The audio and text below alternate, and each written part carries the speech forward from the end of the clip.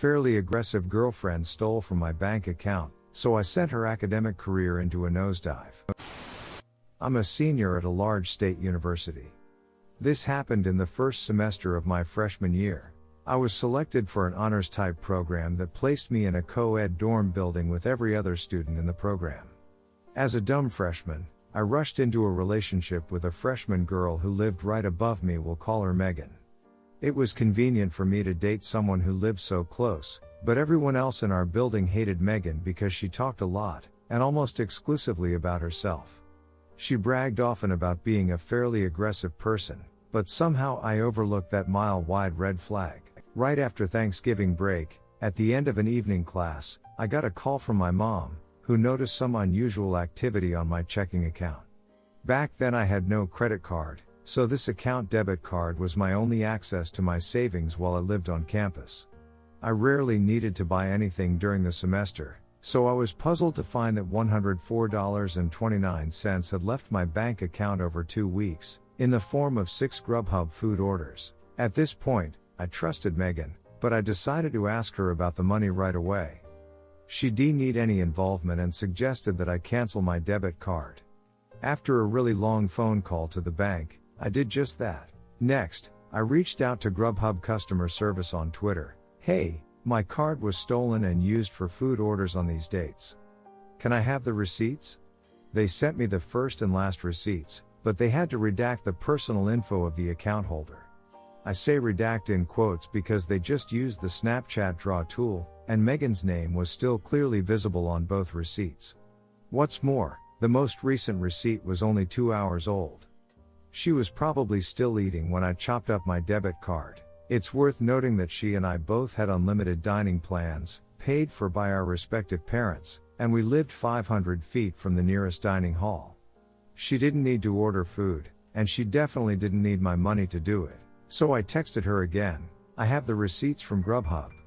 Are you sure you didn't make those orders? Her reply, F you for suspecting me. Fairly aggressive, wouldn't you say?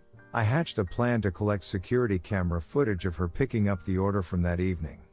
However, by midnight, Megan arrived at my door in tears and confessed to everything, plus she admitted to being a serial shoplifter. Exhausted, I sent her away and decided to deal with everything in the morning. By the next day, everyone in our building seemed to know what was going down, probably because Megan had already begun broadcasting her version of the story. I sent Megan a breakup text and decided that the $104.29 was a loss. At least I escaped unscathed, right? Well, less than 2 days later, she entered my room when I wasn't looking. I was sitting at my desk when I noticed her standing silently behind me. Megan, give me my stuff. Where's my stuff? Me. What stuff? Megan, you know. I did not know. She tore through the room, looking for something that she refused to identify. Just as quick as she came, she was gone, and I locked the door because obviously this wasn't over yet. Within a minute, she was back. She stood outside my door, knocking and demanding I let her back inside. The knocking quickly got more violent. She started shouting, I know you're FING in there. And opened the mother FING door. Mind that we lived in this building with students in our program who all know each other, and all of them could hear her. Pretty quickly, Megan was rattling the handle of my door. Next, she began throwing herself at it, shoulder first, trying to break it down. I lived next door to my RA, but judging by the lack of any intervention, he was elsewhere. So I whipped out my phone and texted him to send backup. Meanwhile, I saw my heavy wooden door bending and buckling. I even heard it crack a bit. My RA was on duty in another building, so he sent 3 of his colleagues to de-escalate the situation. They brought Megan downstairs, where she revealed that the stuff she wanted was just the t-shirt and keychain that she gave me for my birthday. Whatever, I let her have those. I still just wanted this to be over. However, once I shared my story with the resident life staff, they filed university paperwork to place a no-contact order between me and Megan. They also recommended I contact the campus police, who then told me I should get my stolen money back in small claims court. I couldn't even get there without a car or money to pay for an Uber. Sorry, Judge Judy. At the request of the campus police, I also contacted the Title IX office at my school, sending them the story of everything you've read so far. They were interested, to say the least, although I didn't want any trouble. I just wanted a clean breakup and a fresh start, but a Title IX representative informed me that they were bringing 3 misconduct charges against Megan: theft, threatening violent behavior, and inciting an intervention by university staff. The representative asked me to serve as a witness in Megan's disciplinary hearing the next semester. I tentatively agreed, right before the representative set the hearing date for February 14th, Valentine's Day. I thought it was a joke, but they really did that. When the day of the hearing finally arrived, the no contact order was still in effect, but a few of my friends had kept tabs on Megan. For starters, she failed all of her classes in the fall.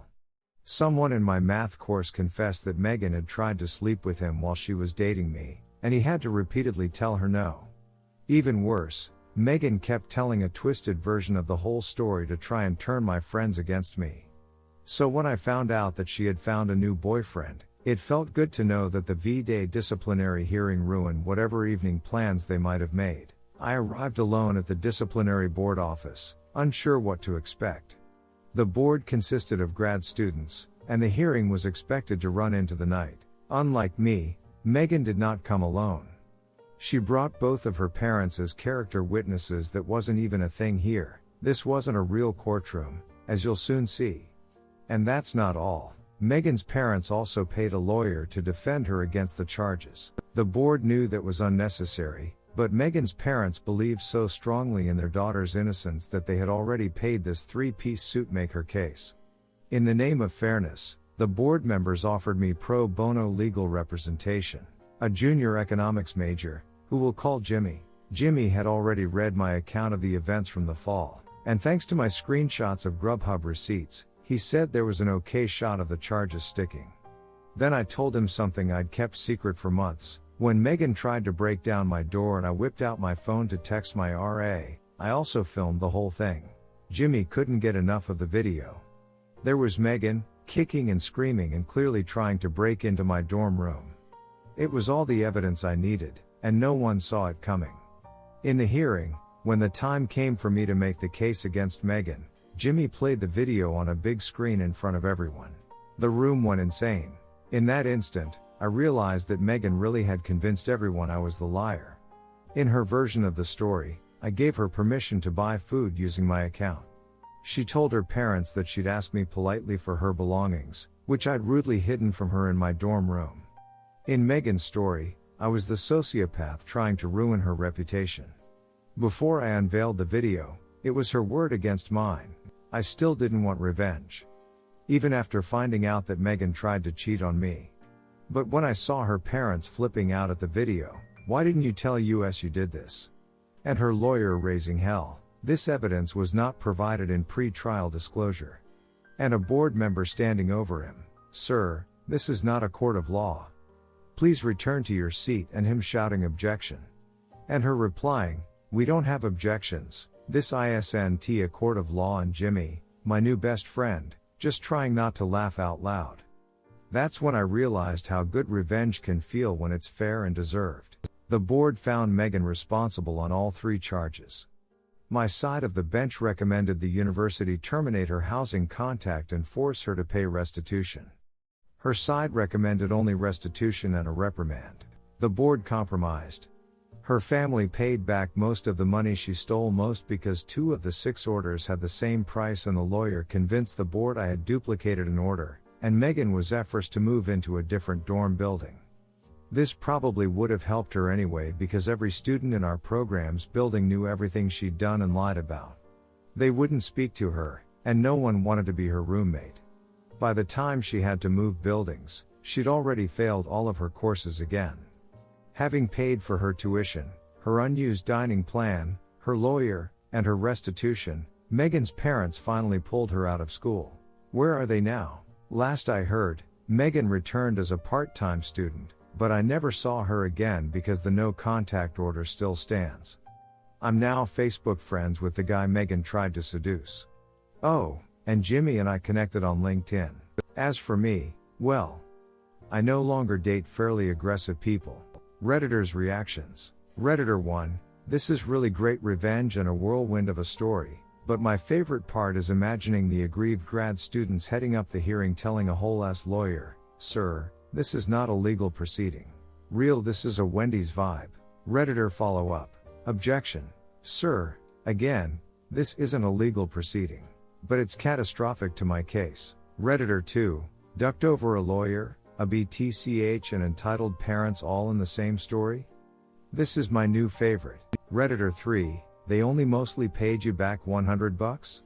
They hired a lawyer. Redditor follow-up, never underestimate how far some people will go to prove they're right, no matter the cost. Redditor 4, her lawyer raising hell. This evidence was not provided in pre-trial disclosure. And a board member standing over him. Sir, this is not a court of law. Please return to your seat, and him shouting objection. And her replying, we don't have objections, this isn't a court of law. My life for a video of this. Redditor follow-up, yes, you took one unexpected video, please tell us you did it again, op. Redditor 5, you got really lucky.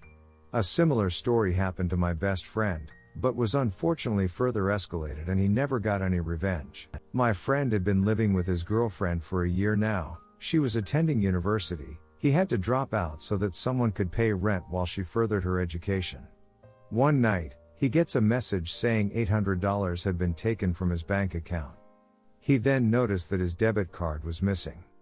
So he calls his girlfriend and asks if she has it. No answer. An hour later, 3 police officers barge into his house and place him in handcuffs. His girlfriend had apparently called the police and said he was abusing her. He immediately had a restraining order placed on him until a court date months in advance. Because she held a part-time job at the university, he couldn't actually live in the city anymore, as nearly the entire city was determined as her place of work. So he lost his job, couldn't stay at the house where he was paying the rent, as her name was also on the lease, and had to move within a week to a different residence. So the court date comes around, and there's zero evidence at all of any abuse. He got lucky she didn't bruise herself.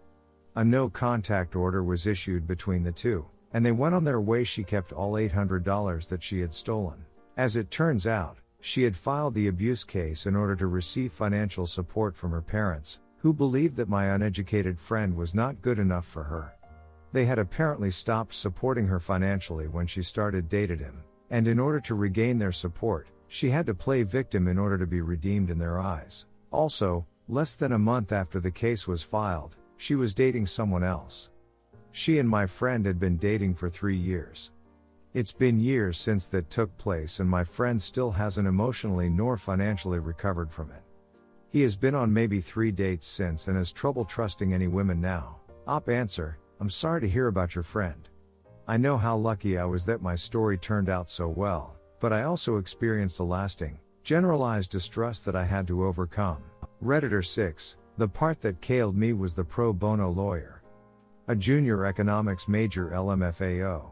Redditor 7, that was a wild ride. Redditor 8, what a quirky girl. Redditor follow-up, that word is in the same line as saying you do stuff because of a zodiac. Redditor 9, haha, this sounds strangely familiar to something that happened in my dorm's freshman year. Redditor follow-up, if you're a senior now, it very well could be.